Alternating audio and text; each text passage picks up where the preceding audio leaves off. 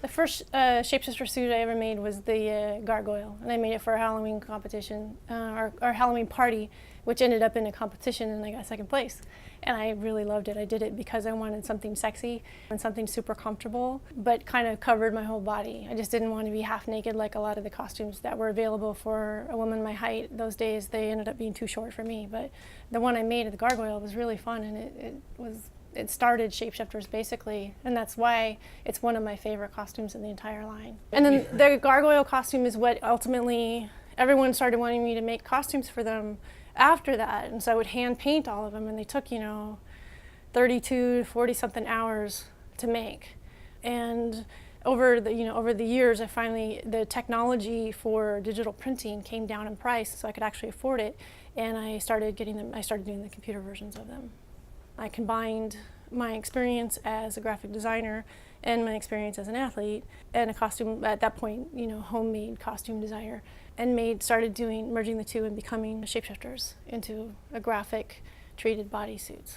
Most costume lines use like some sort of cheaper non-stretch, kind of like poly fabric or a cotton fabric, something that it's more affordable and they can print it out, and it's generally stiffer and cheaper. The shapeshifter suits are all made on, currently we're using a Sport Tech Industries fabric, and the reason I use a fabric that has a technology into it is that I want to be able to run in them, and I want them to be comfortable. Sure, you can just wear it for Halloween, but it's also really good for running a marathon in that it's a wicking fabric and it's cool.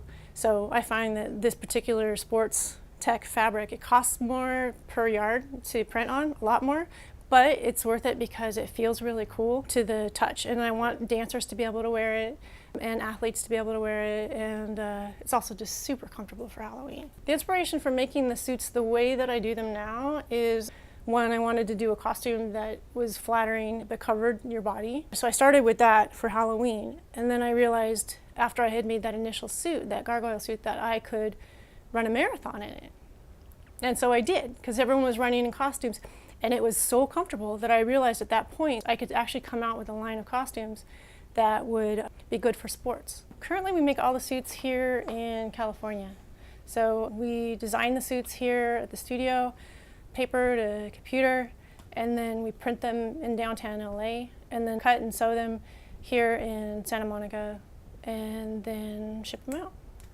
All body types do fit in the suits. I'm really amazed. Actually, it seems to be like the skinnier people, it's harder for them to look really good in them, but a lot of the skinnier people like them because it gives them some muscle and some tone. But the more like flavor you have, the bigger the boobs, the bigger the butt, it just tends to look even better for some reason. But for some reason, like a suit that fits me really well will also fit a girl that's shorter, like 5'5", especially if she's got bigger boobs and a bigger butt.